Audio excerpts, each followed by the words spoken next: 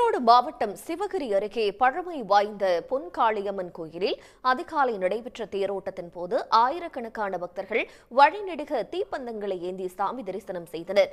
இதுபற்றி விவரங்களை தருவதற்காக செய்தியாளர் குணசேகரன் இணைகிறார். குணசேகரன், விவரங்கள்.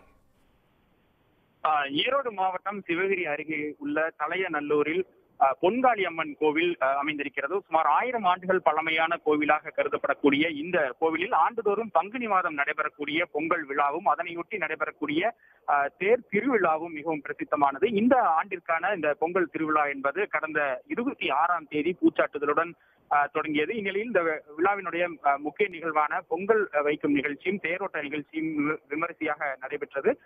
நேற்றிரவு கோவிலில் சிறப்பு பூஜைகள் செய்யப்பட்டு பொன்காளியம்மனுக்கு சிறப்பு அலங்காரங்கள் செய்யப்பட்ட நிலையில் திருத்தேரில் படியமர்த்தப்பட்ட அம்மனினுடைய திருவீதி உலா என்பது இன்று அதிகாலை நடைபெற்றது. முன்னதாக 2 குதிரைகள், கோவிலுக்கு பாத்தியப்பட்ட 2 குதிரைகள் கொண்டு வரப்பட்டு கோவில் முன்பாக நிறுத்தப்பட்டு அனுமதி கேட்கக்கூடிய குதிரை துள்ளல் நிகழ்ச்சி என்பது நடத்தப்பட்டது. குதிரை அனுமதி வழங்கியதற்கு பிறகாக படைக்கலத்துடன் அம்மை அழைக்கும் நிகழ்ச்சியில் தான் இந்த திருத்தேரோட்ட நிகழ்ச்சி சிறப்பாக நடைபெற்றது. இதில் திருத்தேரில் படியமர்த்தப்பட்ட அந்த அம்மனை பக்தர்கள், அதாவது தூக்கு தேர் வடிவிலான அமைக்கப்பட்ட அந்த பக்தர்கள் அந்த தேரை தூக்கி சென்று கோவிலை வலம் வந்தனர். அப்பொழுது ஏற்கனவே தயாராக இருந்த கோவிலை சுற்றிலும் காத்திருந்த ஆயிரக்கணக்கான பக்தர்கள் வீடுகளில் இருந்து எடுத்து வந்திருந்த அந்த தீப்பந்தங்களை எண்ணெயில் நனைத்து தீப்பந்தங்களை ஏற்றி சுவாமி தரிசனம் செய்தனர். வழி நெடுகிலுமே ஆயிரக்கணக்கான பக்தர்கள் இந்த தீப்பந்தத்தை ஏற்றி வைத்ததால் இந்த பகுதி முழுமையாகவே அந்த தீப்பந்தங்களால் நிரம்பி காட்சி அளித்தது.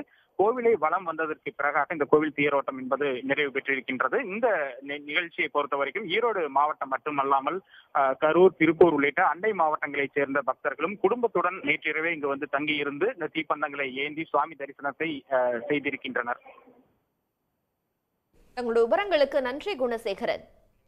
உடனுக்குடன் செய்திகளை தெரிந்து கொள்ள சன் நியூஸ் பெல் ஐகானை கிளிக் பண்ணுங்க.